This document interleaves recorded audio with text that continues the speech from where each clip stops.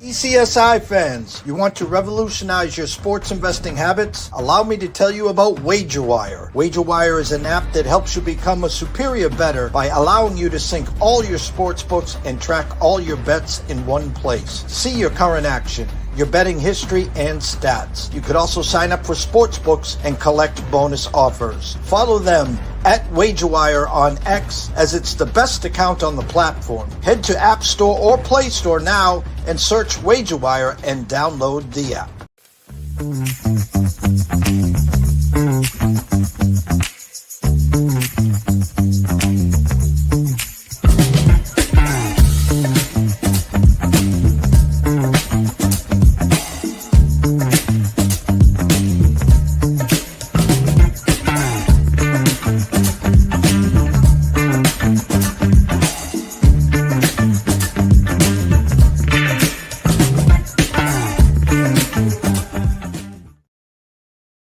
Excuse me, Mr. DJ. Hey, check this out. We got a great show coming your way. From the ECSI Sports Studios, the #1 sports information program in America, The Breakfast Bankroll, with your host, the sports broker, Jeff Dawson.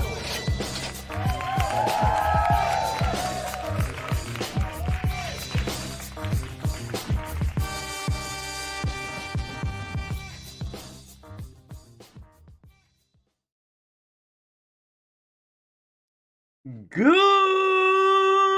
morning, sports fans from all around the globe. I am the co-host, Jeff Dawson, East Coast Sports Investors, and welcome to Monday's edition of Re-Entry Monday, the Breakfast Bankroll with good friend and colleague, Mr. Scotty Webb, live from Tampa. I'm live from sunny Cape Cod, a brisk 28 degrees on December 22nd, just a couple days before Christmas Eve and Christmas Day, of course. It'll be one of these condensed weeks to all our guests and ourselves and our friends and our families and our loved ones. We'll be doing shows today and tomorrow, most likely dark on Christmas Eve, Christmas Day, and then we'll roll back potentially with a couple shows on Friday.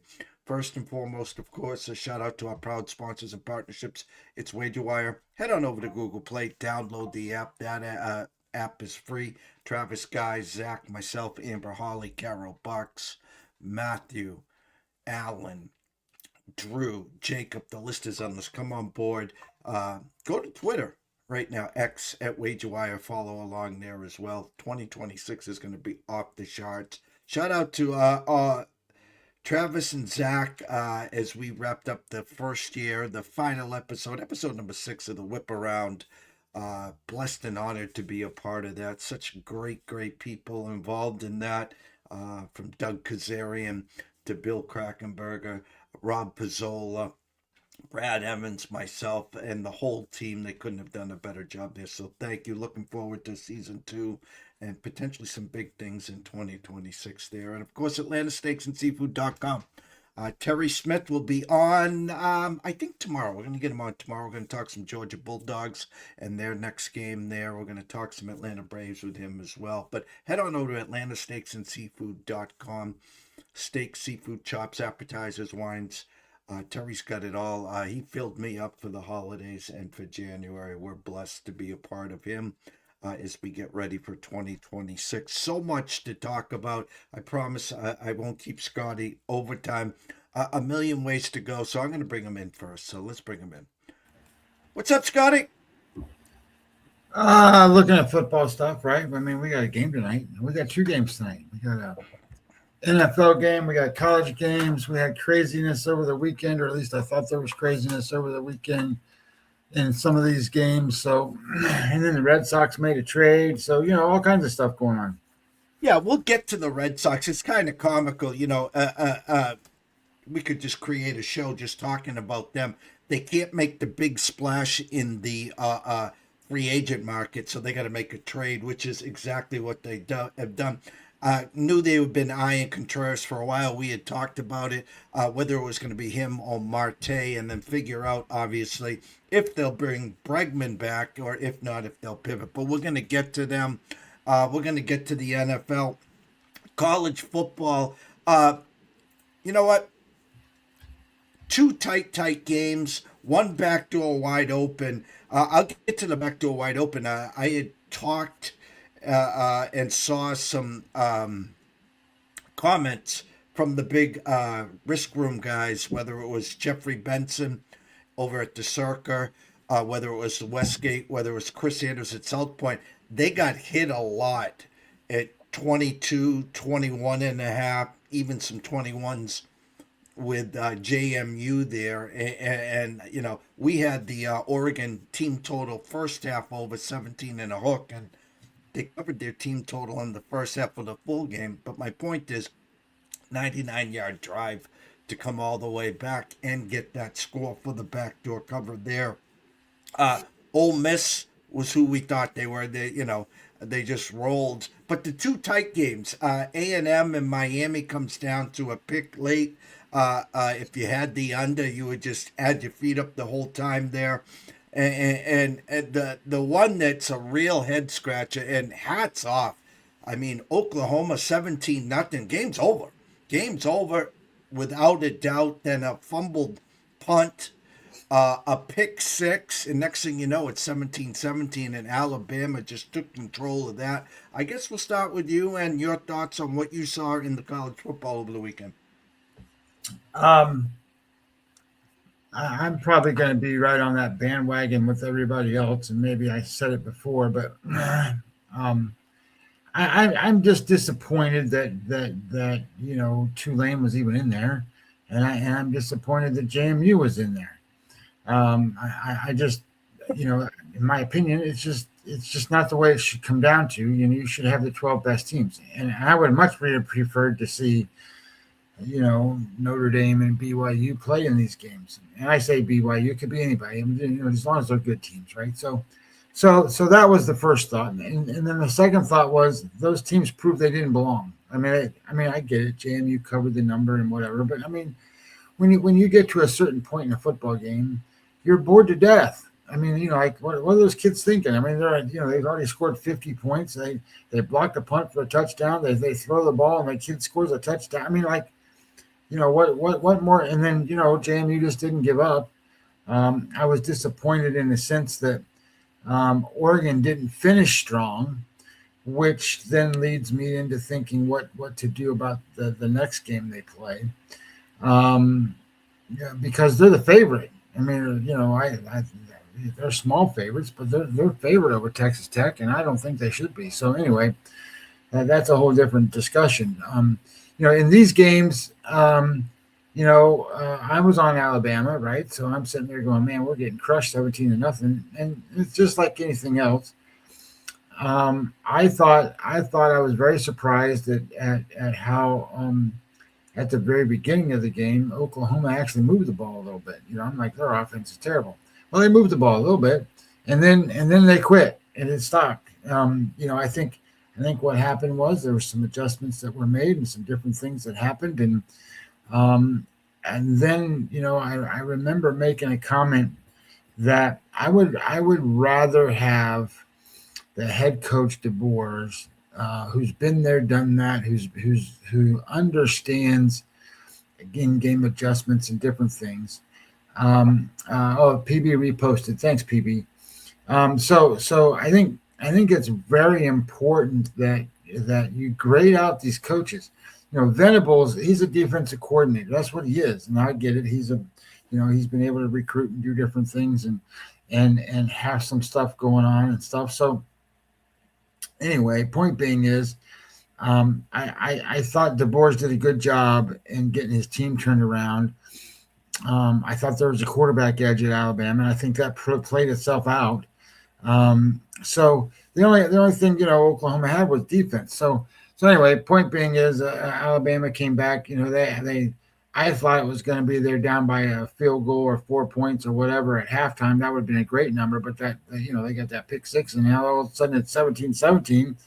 They got new life, and I don't think Oklahoma did anything in the second half. So football's football. It's amazing. I thought with the college, that's kind of the way that I saw it. I was sitting there watching the Miami game with Texas A&M, and I think I made the comment that Texas A&M, of all the quote big teams and the good teams, they're the most overrated bunch of all of them. They just have an inconsistent quarterback, and they play good defense. They got a great home field edge, but Miami played pretty well in that game. What was interesting to me is that nobody was scoring any points, and that game was like 3-3, and they missed field goals. And I get it; the wind was blowing all over the place. But I said I couldn't help but think the winner of this game gets Ohio State, for God's sakes. Ohio State's offense and all the different things, and their defense is better than both of those two. And I just sat there and go, well, if they can't score against these guys, how are they going to score against Ohio State? And then I thought, oh my God, this is not a good matchup for them, either team. So whatever, they got to play, they got their home game, they lost the home game. Miami won, so it proved, quote, proved that they should have belonged in the tournament, if you will. And we'll see what happens. I think that it was good football to watch that game in a sense that, those are good teams and good teams playing each other. It was fun to watch. And then I thought the Alabama game was fun to watch. I did not enjoy watching either of the other two. And to be honest, I probably watched the NFL or something else during that time. Look at headlines on New Year's Eve, 7:30 Eastern, Miami, Ohio State. The opener was Ohio State 9.5 with a 42.5. Looks like nines with 42.5. There are some 9.5s out there right now. On New Year's Day, we have three games. Oregon opened at 1.5 with a 52, looking like 1.5s with a 52.5. Alabama, Indiana. Indiana opened at a 6.5. It's gone to mostly sevens with a 48.5 there. And the Mississippi, Georgia opened at a 55.5 with a 6.5. Georgia favored. It looks like 6.5s with 56.5. Expect some points on that game. Thoughts on the initial openers and where they've settled, Scott? Yeah, I thought the initial openers is about right. Other than I really don't think Oregon should be the favorite over Texas Tech. I think Texas Tech is a better football team. Now granted, they are a good defense, and I don't think Oregon's a good defense. I think they're an average defense, but I think Texas Tech's offense is more average. So when you start to think about how it sort of plays out and where everything goes, I think it's going to be kind of matchup of the trenches and where does all that happen, and what's all the other things that kind of come into it. So Dan Lanning's pretty good. I don't think Texas Tech's used to being here, so we'll see what that kind of looks like too, in terms of head coaches. I thought that the line between Georgia and Mississippi was a little high at initial thoughts, because Mississippi played them already. Georgia beat them, but Mississippi had them by 9 points in the fourth quarter and just let them off the hook. They wore out in that game. So Mississippi could have beat Georgia. So what I'm saying is these teams are way more even than 6.5, 7 points. So now as teams evolve, Georgia's playing way, way better than they were back then. So especially on defense. So those are different things I'll have to get into and kind of look at to see how that kind of plays out for that matchup.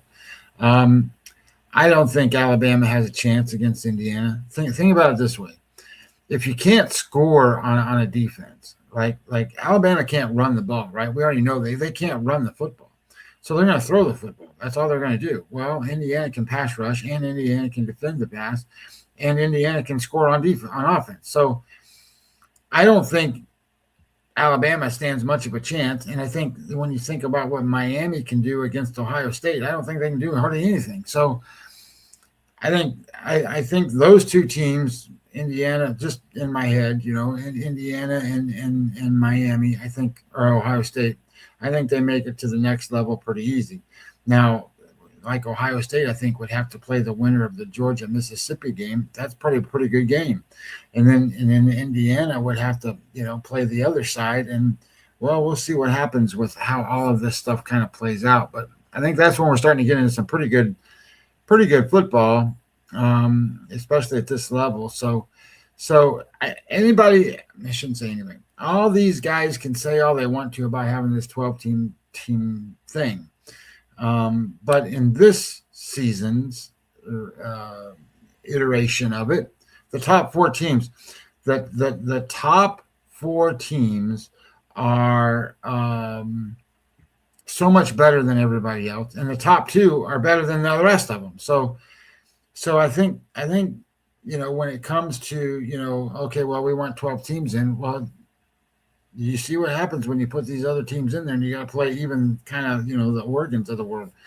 They gave up 50 points, and they could have probably if Oregon would have had more of a killer instinct, I think they would have dominated that game even further. But at the same time, why does it matter? It doesn't. You know what I mean? Like, it doesn't matter to those kids and to those guys to do that stuff. So that's only our world, the betting world, where you got to cover 20.5 or 21 or whatever, and you sit there and you go, Jesus Christ, we're ahead by 35 points with 9 minutes to go in the game or whatever it is, and you don't cover.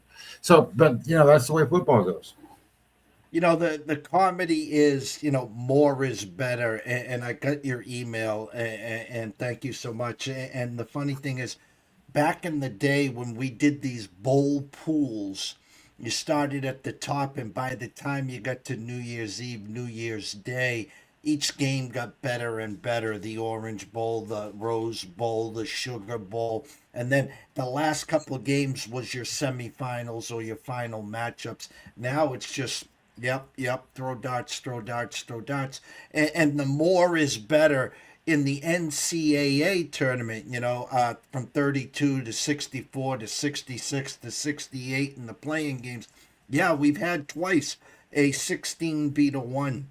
Okay, but in football, and by the way, you do get those Cinderella runs where the 12, 13, 14 seed wins the first two games of the first weekend, and they surprise in the first game, and they get to the Elite Eight, or once in a while they'll get to the Final Four, and they'll be double digits underdogs to a Duke, a Gonzaga, or a UConn, and they'll get blown out. And it was a great story. In football, it just doesn't happen. And you talked about JMU. You talked about Tulane. Because of the system, they belonged. But we all know Notre Dame, BYU. And then if those two were in, we would have heard the bitching and complaining, of course, from Texas and Vanderbilt. So the point is, the way the system, which is flawed, everyone wants more. So what are they going to do next year or the year after? They go to 16 or whatever. So it is what it is. We're going to move on. We'll be talking about the games throughout next week, this week, and of course into next week. NFL on Saturday, the Eagles played with their food in the first half. Mariota gets knocked out. In comes, I think, Josh Johnson, a third stringer.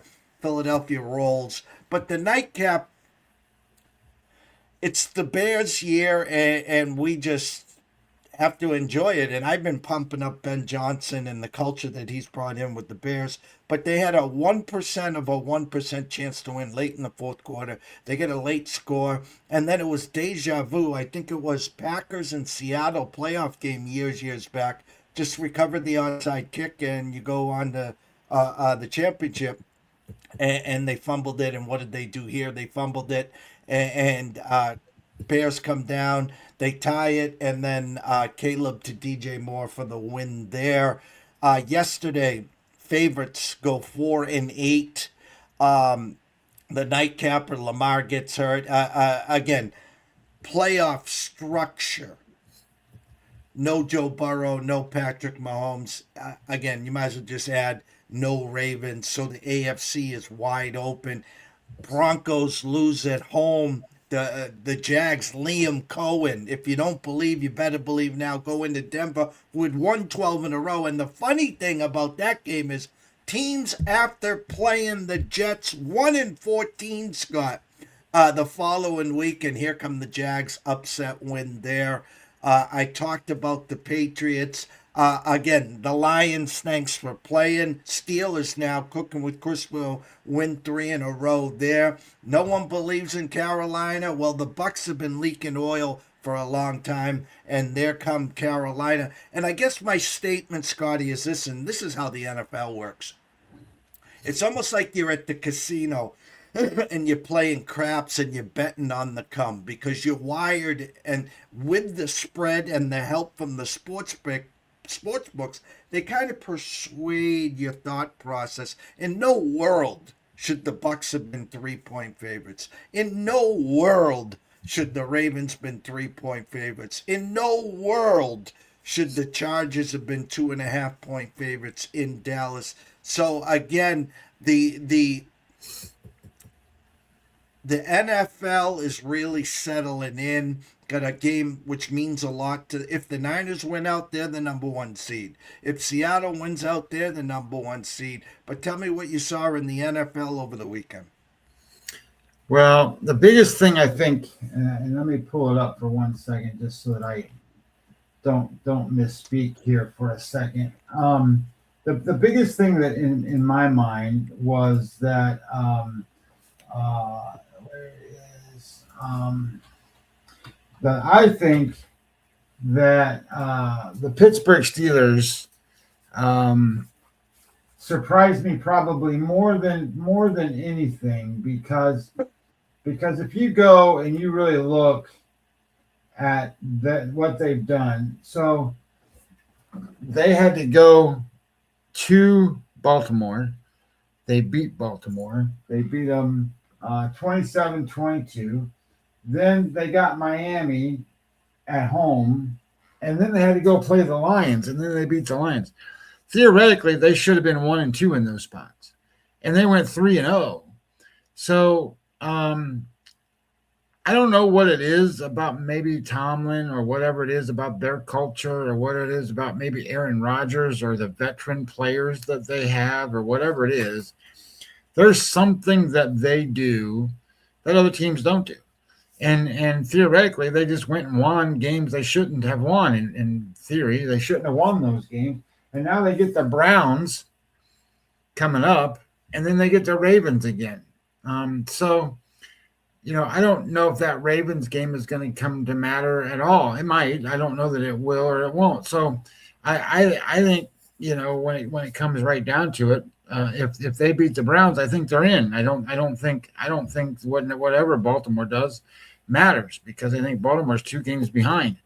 So I was pretty impressed with what they did, to be honest, because that's a team that I didn't think really was going to do anything. But again, I'm a little concerned about a team like that makes the playoffs and then what the expectation level looks like. The other thing I looked at that I thought was kind of interesting was when you start to look at the AFC, and we've always said, hey, look, the NFC's got some really good teams in it. The AFC's kind of bad. Well, you're going to have to win a lot of games to get in the tournament in the AFC because you've got New England now 12-3, Buffalo 11-4, Denver 12-3, the Chargers 11-4, Jacksonville's 11-4, and Houston's 10-5. So as you're not gonna get a 9-6 team or 9-7 team in there. You're not gonna get a 10-7 team in there. Yeah, you are. Well, not AFC North, not the wild card. Well, I get it. I mean, it's just like whoever wins the NFC Central or whatever the heck that thing's called, the South or whatever it is. Yes, but you're gonna have top tier teams in there. So I think the same thing is going to apply to a certain degree in the NFC. You're going to have some great teams that are going to play in this tournament. So we'll see how all that plays out and kind of where it goes. I think home field advantage is going to be important in that. So these teams need to really start playing for that to a better degree. Thought the Rams loss was bad for them. That started everything off Thursday. That was just a ridiculous game for them. Seattle did what they needed to do. Seattle now goes and plays Carolina. Well, they're 7-point favorites at Carolina. If they beat Carolina, then that opens the door back up for Tampa Bay, because Tampa Bay goes and beats a Quinn Ewers-led Miami team, for example, and then they play Carolina the last game of the season at home. So, and if they beat them at home, then they're in, and then Carolina's out. So the NFL is always interesting in terms of how they do the schedule. And the schedule matters because, if you're not a good team, you're not going to, your schedule, you're not going to play a lot of good teams. You're going to play a lot of mediocre teams. And if you're a good team, you're going to play a lot of really good teams. So schedule variance is something that kind of helps level the playing field in terms of overall wins and losses. We talk about the Eagles and the Eagles not being as dominant as they used to be and all that stuff. Look at their record. The Eagles are what, 10-5, and who do they got next? The Eagles are playing. Where are they? Eagles. Eagles are at Buffalo, so that's probably, I don't know if it's an important game for either one, to be honest, but that's a game that they'll battle in. And then they end the season, the Eagles, with the Redskins. So if they go 1-1, they're going to win their division. They're going to have 11 wins, 12 wins, and that's all you need, really. And maybe they get some things situated, and they perform a little bit. Their defense is playing a little bit better. I thought NFL, there was some soap opera stuff happening, like Houston had to come back and really fight to beat the Raiders. I mean, come on, 14-point favorites. I didn't bet that game, but 14-point favorites. I think we got to see what happened to the quarterback for Minnesota. See what happened to his hand.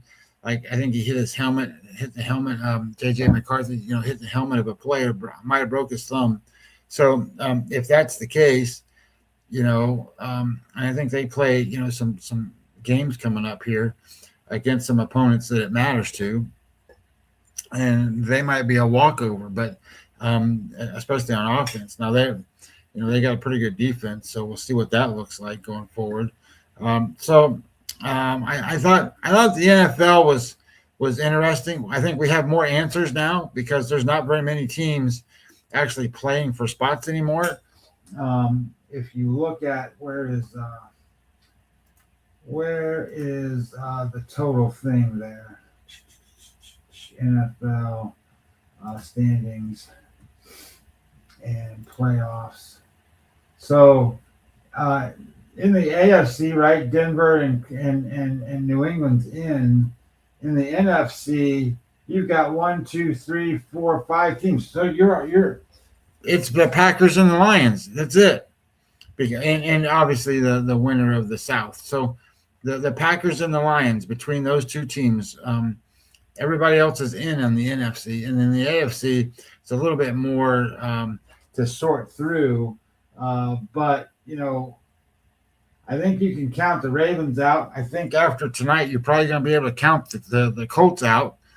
So then you're down to, same similar thing where, there's a lot of teams in, and you can sort of sit there and go, yeah, well, we'll see what happens and kind of go from there. So the answers are coming, but we'll see what happens. The comedy, The Circus Survivor, has their own little week on Christmas Day. So you had to save one of the 6 teams for Christmas Day if you got through this week. And I think there were 10 left, and I think 9 have gotten through, and 1 has San Francisco. I don't know if 1 had the Ravens last night or not. I'll have to double check. But here's the comedy of it. There's 3 games on Christmas Day, and in August, they looked amazing. Now look at this one. And this will be the answer to one of your questions about J.J. McCarthy, by the way. Dallas at Washington. Dallas is now a 5.5-point favorite. Washington down to their 3rd-string quarterback. Dallas obviously has been eliminated. Detroit's at Minnesota. Opened at 3.5, now 6. The Lions are favored by 6. That will tell you all you need to know. McCarthy is out. Denver at Kansas City, the granddaddy of them all.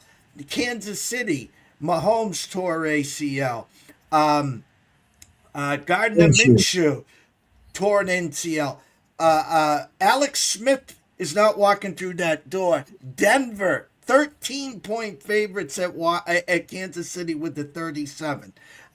So the scenarios that started before the week started to now, there's a way now the Chargers could get the number 1 seed, which isn't going to happen with the Patriots win. Okay, the Patriots now are 12-3. They go to the Jets, they're 9-point favorites, and then they host the Dolphins. The Patriots, in all honesty, most likely, and it's the NFL, we get all that. I get it. My point is, they're going to end up 14-3. Now, Denver supposed to beat Kansas City, okay? So it will come down to the last game of the year for the number 1 seed. And just like they had Biff's Almanac here, let me see. Keep going. And Denver hosts the Chargers. So, again, nothing will be done till the end there. A lot of flip-flopping, a lot of cream rising to the top. The teams that weren't doing well, the teams that pre-flop in August, on Labor Day, and outside looking in, I'm going to say the Lions are out. I'll say that because I think the Packers will find a way. We have to see what's up with Jordan Love. Malik Willis came in, showed his... He did okay. I'm not saying he's Jordan Love, but he is one for the Packers. He's one at Tennessee there. But it's just not the year of the Lion. It's not the year of Mahomes. It's not the year of Burrow. It's not the year of Jackson. We're going to get a little, I'll say it this way, fresh air. Fresh air. Think about it. No Goff and the Lions. No Lamar and the Ravens. No Mahomes and the Chiefs. No Burrow and the Bengals. No one had that on their bingo card in August or September. No. But, and hats off to some of these teams. Like Jacksonville looks like they're a contender. I mean, they're playing good defense, and the quarterback is he's not playing like some long-haired little girl anymore. He's playing pretty well. So maybe it's the new head coach. Maybe it's a lot of the other stuff that has happened there that makes them pretty good. So anyway, I think there's a lot of fun when it comes to newness and some of these teams that are going to make it in this year. We'll see what it looks like when they have to play the playoff games. It's one thing to make it into the tournament, right? You have to get in. That's the first thing. So if you make it in, then you have to kind of go and say, okay, well, where's the Eagles at? Well, the Eagles won the Super Bowl last year, so don't count them out. So some of these teams, all they're trying to do is make it in, and some of these teams don't really mind whether they play at home or on the road to a certain degree because of the style of play that they make. I don't know. We'll see what happens and who gets hot, right? Like, everybody can say what they want to, but if you're hot this time of year and you're going into the playoffs in good standing and playing your best football and theoretically you're healthier than other teams, that's good news for you because you're in a pretty good spot. So I'm interested to see how it all shakes out. I think it's going to be fun. I don't know what once you get them all kind of laid out here, I'm not sure I would go and say, hey, I want to bet on Pittsburgh, in the playoffs. But at the same time, they're going to make it, I think, right? I mean, they're not guaranteed anything at this point, but they beat the Browns, they're in. So, that's not saying a whole lot. I know the Browns gave the Bills a lot, but I thought they would in that game. I don't think the Browns are going to be able to give the Steelers as much. So we'll see how that kind of looks and see what happens there. And then, everybody will be starting to talk about fighting for the number 1 overall pick. But look, in the draft coming up, this is not a quarterback draft. This is a defensive line pass rushing kind of draft, and that's where most of those guys should be taken. So anyway, my thoughts are that the people are going to go out and they're going to try to get Mendoza, and I don't know if that's the right move for people or not, but we'll see. Well, funny, Giants, Raiders for the number 1 pick. Of course, the Giants already have Jackson Dart. Is he the guy to lead you? Well, if he doesn't learn to slide, obviously, I don't think so. You talked about Mendoza. It's funny. Last June, July, August, this was potentially 6 quarterbacks in the first round. Archer's going to stick and stay. It's the quarterbacks that were supposed to have big years didn't have big years. But Mendoza right now lining up potentially to be the number 1 pick. The Oregon quarterback Moore, transfer from UCLA to Oregon, having a great year. He might stick and stay for 1 more year. We're not sure if he's going to come out. But for the Raiders, the Band-Aid with Pete Carroll, that has left the building. They'll be looking for a new coach. I saw Marcus Freeman's name floated around for the Giants. No disrespect to Marcus, stay at Notre Dame. But again, I think if someone's looking for that big headliner and a PR, if you think you got the next Liam Cohen or Ben Johnson with Marcus Freeman, well, that's a whole nother story. I'm hearing Jeff Hafley, the defensive coordinator from Green Bay, will be the next Giants guy there. So it'll be interesting there. If the Giants get the number 1 pick, I mean, they could get boatloads of offers for the 1 pick in Mendoza. So we'll get there, of course, there. Let's wrap it up with some baseball. Murakami, or however you want to pronounce, 2 years, 34 to the White Sox. Nice move by them. What it does to me, I got to go back to him for the years. That's the deal that the Red Sox made for Yoshida, but it was a lot longer. And the fact of the matter is the Red Sox brought Yoshida in for one reason and one reason only. Initially, to maybe persuade Ohtani to come to Boston. But the real reason was to get Yamamoto. He's been often injured. He's been often nowhere to play. He's quote-unquote healthy now. We've tried to give him away like Cassis. We can't do that. Red Sox make the move for Contreras. What does that mean for Cassis? A lot of moving parts. I still think right now the Sox are playing chicken with Bregman. If I don't have Biff's Almanac right here, but when the dust settles, Scotty, I know this. I know the locals are saying, well, if Bregman signs with someone else, just go get Bo Bichette. Because now we're out of the Kettle Marte trade talks. I know this. If the Sox don't get Bregman, unfortunately, unless Bo does a 2 or 3 year deal, he's not coming to Boston. So thoughts on what's going on in baseball? Yeah, interesting story that I can tell you about the guy that signed for the White Sox. So, I went to the WBC, what was it, 3 years ago, 4 years ago, whatever it was, down in Miami, and watched the semifinal game, and I got to see Japan play Team Mexico. And then, the next night was USA because they had already won against the winner of this game. So anyway, I don't know if people remember, but it's all over Twitter right now. I shouldn't say all over. If you follow me on Twitter, you'll see the highlight because I re-forwarded it out. But most people don't really remember that Japan was behind Team Mexico by 1 run in the 9th inning of that game. And then Ohtani got on base, and then another guy got on base. So they had first and second. And what's his name? Murakami. Murakami comes up to bat for Japan in that game. And he hits a what looks like a home run. It's not a home run, but it's a ball. And I guess most people probably don't really realize what Florida's stadium is, but it's a difficult home run stadium. It is. So anyway, he hits the ball maybe deep centerish field, maybe center left field, and he's a left-handed hitter. Ball hits the wall, bounces off the wall, and they score 2, and they take a 1-run lead. Then they come in, and then they win the game.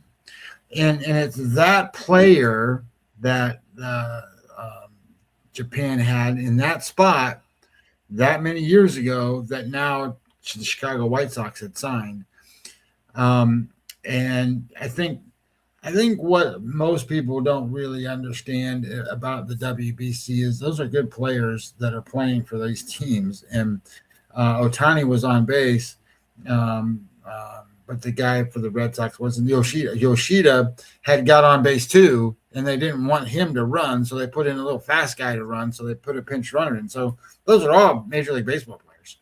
And now this guy was up, and he's the guy that hit the ball. And so it's an exciting thing. And I think, when you start to think about how good Japan is in WBC, that they got great talent over there. So anyway, point being is, I think the White Sox got a guy that, I don't know what he's going to do for them, but he's probably better than most of their players, put it that way. And then this Red Sox move, you and I talked about this, I think, before when you brought it up, that they were interested in Contreras. And I did a little bit of snooping around here. Contreras is at best a 1.9 WAR guy for this season in terms of what Streamer thinks projection wise is. Well, 1.9 WAR is kind of like a good, average, decent, solid player. That's what he is.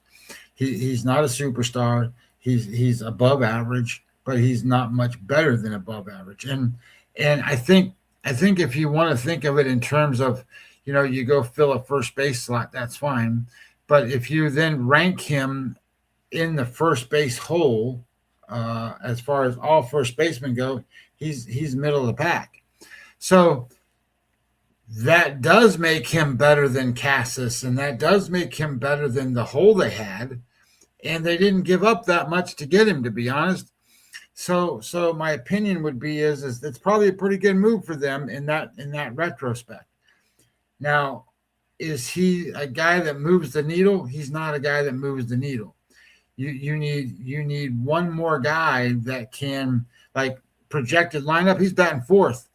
Well, he's not a fourth hole guy. He's more of a fifth, sixth hole guy.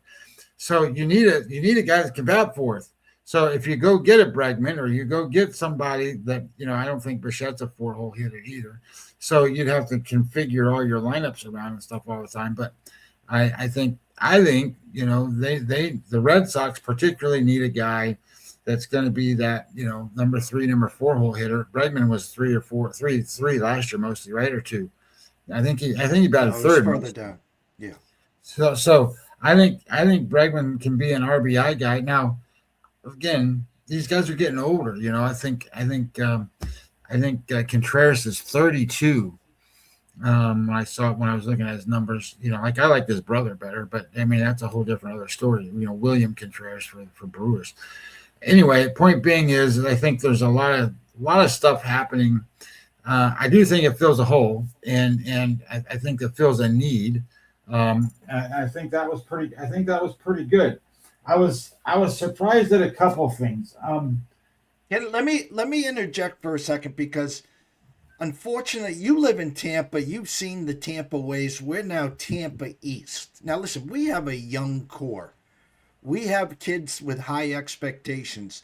We have an ace with Crochet. We added Sonny Gray. We got Tolle. We got Early. We got Bello. We got names as long as the arm will take it. Okay? But when you really look at the Contreras sign-in from a business, what they basically said, and they did, is you take Pete Alonso, who's getting 31 per for 5 years, 151 million. We'll take Contreras. We'll get 8 million from the Cardinals. We'll have him locked in that 14, 15 the first year, and he maxes out at 17, 18. We have him controlled for 3 years. So we're saving basically anywhere from 13 to 15 per for 3 years versus paying Alonso 31 for 5 years. So my question to you is, and this is how I take it, and we're going to do this throughout the year next year. We're going to compare Wilson Contreras to Pete Alonso because that's what it was. It was a money save, a money grab, less years, and we're saving all this money. So I'm going to be watching those two very, very closely. Well, I would tell you that if all of that comes down to productivity, because that's how guys get paid, and the reality becomes is if you think about Pete Alonso at Boston with the short wall there. I mean, obviously it's a tall wall, but if he hits 50 home runs 2 times and 40 home runs the next time, he hits 140 home runs. You can't do better than that. So and if it was $30 million a year that you had to pay to get it, well, that's what you got to pay to get it. And you're not going to get 140 home runs from Contreras. And Contreras is not going to be, one of the best fielding first basemen you ever saw either. So I think, comparison wise, productivity is going to be important, and what he can do matters. And he's very streaky, so he can get hot for a little while and carry you for 3 or 4 or 5 nights, maybe a week or whatever it is. But then he goes into these, he doesn't hit for a month. So Pete Alonso is pretty consistent. He's going to hit. I would assume over 40 home runs, probably close to 50 home runs in Boston, and that's productivity that you can't get anywhere else, to be honest. So anyway, I think it'll be interesting what you just said and how you're going to view it and what you look at. And maybe you get a guy on the cheap or whatever, and he's going to save you a little money that you can use to buy somebody else. Maybe that'll help. Maybe you take the 2 guys combined and see what it looks like compared to Pete Alonso's numbers. But I also thought it was interesting to see what the Rays are doing. Right, they traded Shane Baz. Shane Baz is gone. They traded the longtime second baseman Lowe. Right, he's gone. So they're doing some interesting things now. My understanding basically is that they did some of those things because they're in on Ketel Marte, and they have a lot, and they just got, because of the trades that they made, they got a slew of guys back that the Arizona would be looking for. So in terms of prospects and stuff, so it'd be interesting to see how all that plays out. I don't know what the Rays are doing. I'm not that connected to them, but I do think that it's interesting to see that they're doing some different stuff. I was never a big Lowe fan. Everybody around here has got their head hung low because they all liked him, face down and all that stuff. But he's never been that guy for me. Anyway, I think as that progresses, we'll see what happens there. Baltimore getting Shane Baz is interesting because he's pitched in the American League. He's pitched in the American League East, so we'll see what that looks like for them. You and I have been talking about they needed another pitcher, but they need more of a guy, in my opinion, another guy more at the top of the rotation, not Shane Baz. Shane Baz is good, but he's kind of like what they already got. Now he's better than some of the guys they got, so we'll see kind of how that fills out what Baltimore's doing. So that was an interesting move. It's interesting to me, St. Louis has still got pieces that people want. They want Donovan. A lot of teams want Donovan at second base, and there's still some talk about the guy at third base that's been around forever. So we'll see how that plays out for what they can get from those guys, because I don't think they're going to get much of a return there.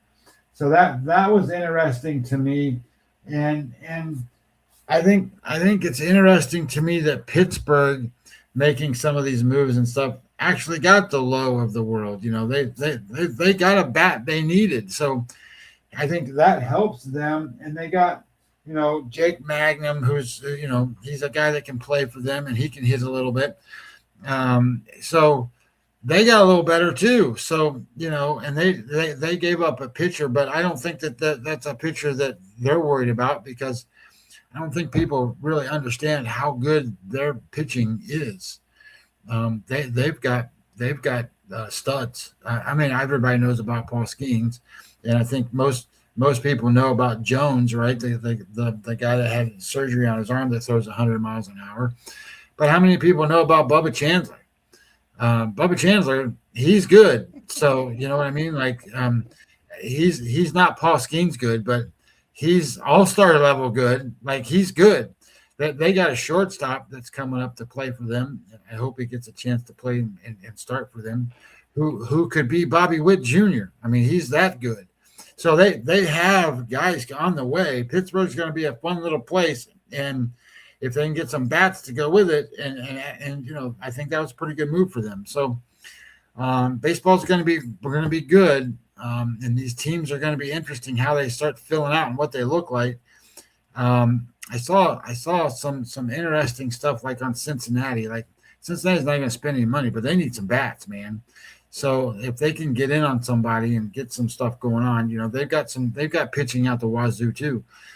So if they were to ever give up on like a Chase Betty or something like that, who might not break it in again this year, but he's going to be a AAA Dynamo All-Star kind of pitcher, maybe they can get something in big return for him or something in that neighborhood that is at least a quality bat, because again, I don't think the National League Central is doing anything. Milwaukee hasn't done anything. The Cubs could go out and spend all kinds of money, haven't. So I'm not sure where all that, and they got to figure out what they're going to do with replacing Kyle Tucker. So, and they still don't have any pitchers. So I think it's going to be interesting to see how all that plays out. But anybody that actually goes for it and really goes all in, like goes for it, they can win the National League Central. I mean, they can, because the division isn't that far apart. I mean, the Brewers have won it the last couple of years, and they don't have, but a little bit better than average guys at almost every position, and then they got some pretty good pitching. So we'll see what all that looks like. So yeah, baseball's been fun so far. I don't think we're anywhere close to being done with trades, and I don't think, and obviously we still got quite a few guys that are out there to sign that can help and move teams around and do some different things. So we'll see what it all looks like at the end. I think the Giants are going to end up trying to get involved in a lot of these guys that swing the bat too. So we'll see what they look like when they're done. Last question. Hypothetical. Again, I know the Red Sox want Bregman, but they want him at their price. Okay, and I've said this all along. Hey, we just paid you $40 million. You left 80 on the table. If you want this 5 for 175, you got to subtract the 40 that we just paid you. That's how they're playing this. Again, he left 2 more years, 40 per. No one's paying him 40 per. Could the Red Sox, and you will know this better, what would make the Red Sox an even stronger team? Believing in the kids, not re-signing Bregman and Bo Bichette, but making a trade for Peralta from Milwaukee. So your 1, 2, 3 then becomes Crochet, Peralta, Sonny Gray, but you didn't sign Bregman or Bo Bichette. So now Meyer is going to have to, let's say, play third. Maybe they go back, figure out second with Campbell or whatever. Does that make them more stronger, or do you need a Bo / Bregman and you punt on Peralta? Well, a good way to answer that question would be to look at it from this level. So where's the Red Sox? So the Red Sox are showing 21.9 more batters, and they're showing 21.0 pitchers. So if you were, and then if I go look at Red Sox starting pitchers, right? So where's Red Sox starting pitchers? They have Crochet, and then they have Gray, and then they have Bello, and then they're showing Sandoval, Crawford, and Early all a little bit over 1. Well, Peralta from the Brewers, if you were to get him, where are they at? Brewers, there they are. So we go to the Brewers, and starting pitching for the Brewers, Peralta, he's a 2.9. So let's just say we put him back in with the Red Sox, and in 2.9, you then have Crochet, Gray, and then Peralta at 2.9, and then you have Bello at 2.0, and then they're showing Sandoval at 1.6. That's a pretty good rotation. But it also improves your overall WAR number. So 2.9 goes in, and really you've got a 1.1 going out. So it improves them by 1.8 WAR, right? So if you brought in, say, Bregman, and Bregman is where's Bregman? Bregman is worth he's third base. Bregman's worth 4.0, and interestingly enough, so is Bichette. So both of them are worth 4.0. Okay, so you bring those guys in, and then you take out at third base right now. You've got Marcelo Meyer, who's a 1.0. So that's an improvement of 3.0 WAR. It's better to get the hitter. Okay. It improves your team better to get the hitter than it is the pitcher. All right, I'm going to give you a few minutes here for your closing thoughts. I usually don't put the words in your mouth, but there is a Monday night game. San Fran opened up -6. Did see some oil money come in on them Thursday night into Friday morning. Dropped to 5.5. It's been sticking at around 5.5. Andrew Luck, Peyton Manning are not walking through that door. It'll be old man Rivers again against a rejuvenated, fired up 49ers team. Got to travel cross country, well, halfway through the country, getting healthier and knowing if they sheet, they're the number 1 seed. Yeah, I think this is an interesting matchup because I think the line came down from 6 to 5.5 to I think it's even 5 now, and I couldn't see it. Like I'm sitting there going, I think I think the books opened it to and tried to tease you to bet on the 49ers because Phillip Rivers and the old thing and all that stuff. But my opinion on this game is that Indianapolis is the right side. I'm not going to bet it. I'm not going to bet Phil. I'm not betting Phillip Rivers. I'm just not going to do it. But I think San Francisco can win this game and probably will win this game by 3 or 4 points. Something like that. My AI thinks that that San Francisco is the right side. He thinks that we're going to win by 10. So if you like the data crunch and you like the AI numbers and all the other stuff and kind of how it comes out, my computer said San Francisco by 10. I kind of look at it in the old school theory that some of these teams are really good at home and some of these teams aren't good on the road. And I don't think San Francisco is one of those teams I want to bet on the road. So Indianapolis, I think, is when you think about what they're capable of. They're capable of playing pretty good defense. And I think that's what you're going to see. I think you're going to see them play really good defense. I think San Francisco is going to struggle to move the ball on a consistent basis. You're going to see lots of field goals. Maybe an under is a good spot here. So I'm staying away from the game. But in terms of, my AI thinks, hey, it's a great bet to bet San Francisco. But I don't have to agree with it. So I'm not betting it.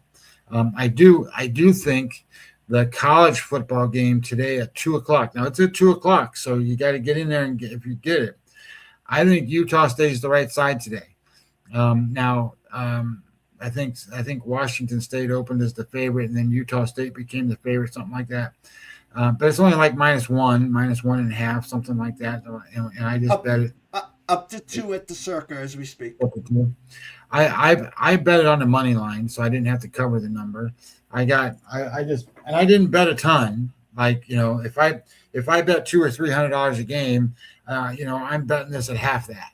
So I didn't bet it. But here's what I think.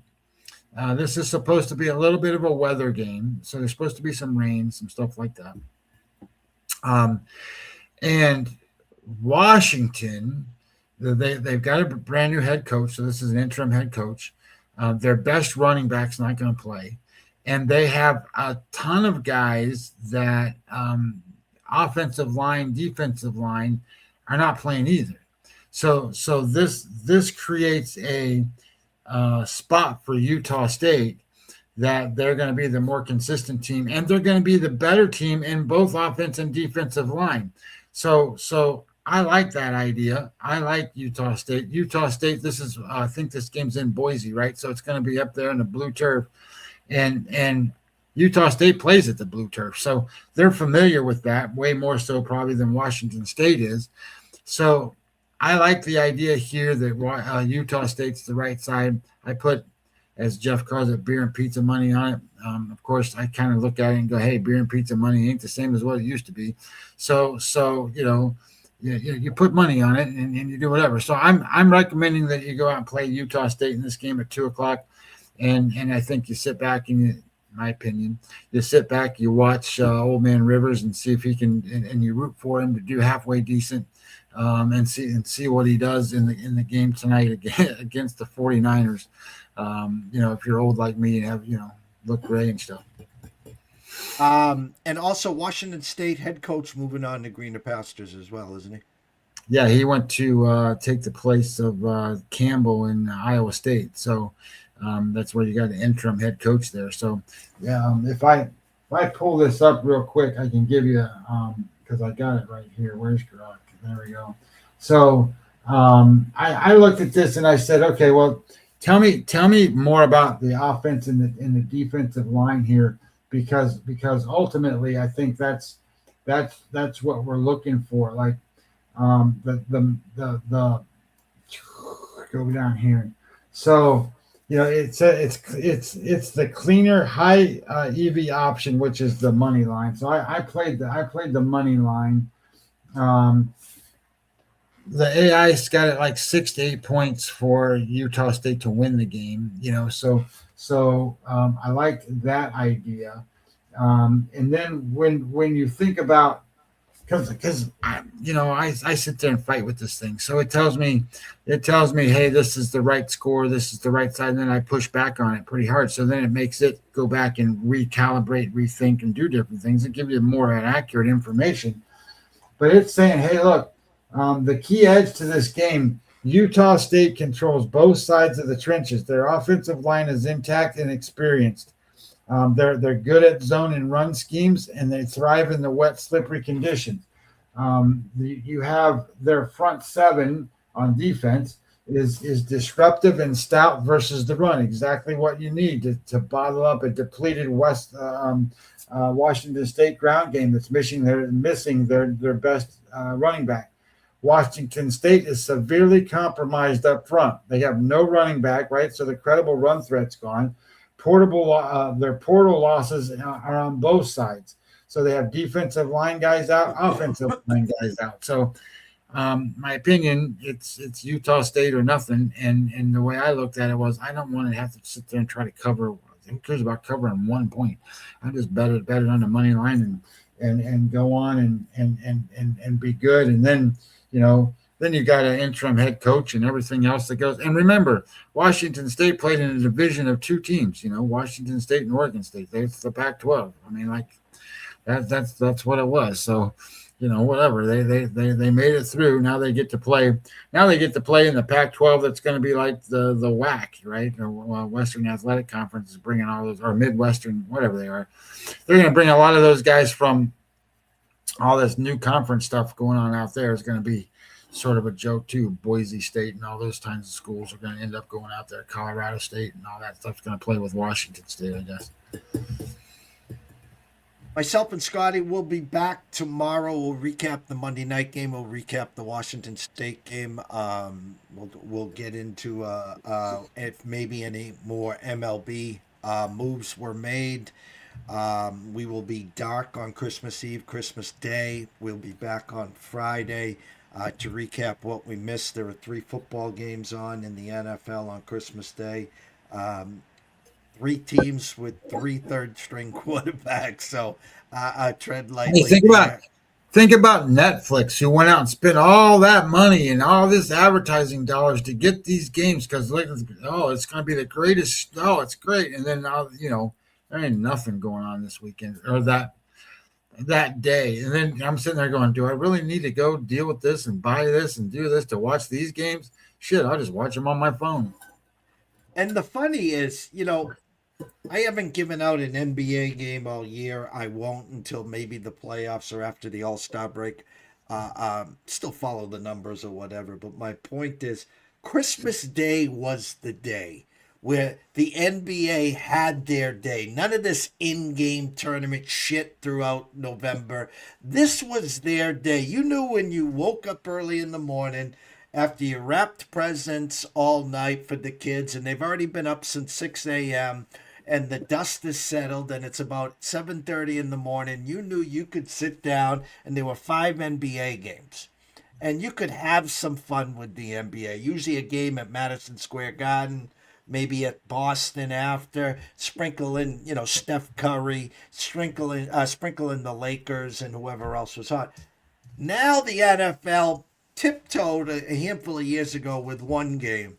Well, maybe 2 games, and now 3 games. And for me, high-stakes fantasy football, last year we were in the top 10 going into, this was the final week last year, and we had Lamar and Derrick Henry and Tucker.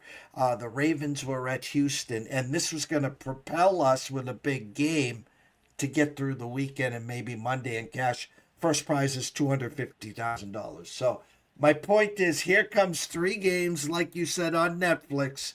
The Lions 6-point favorites, must win, with Fran Tarkenton probably at quarterback.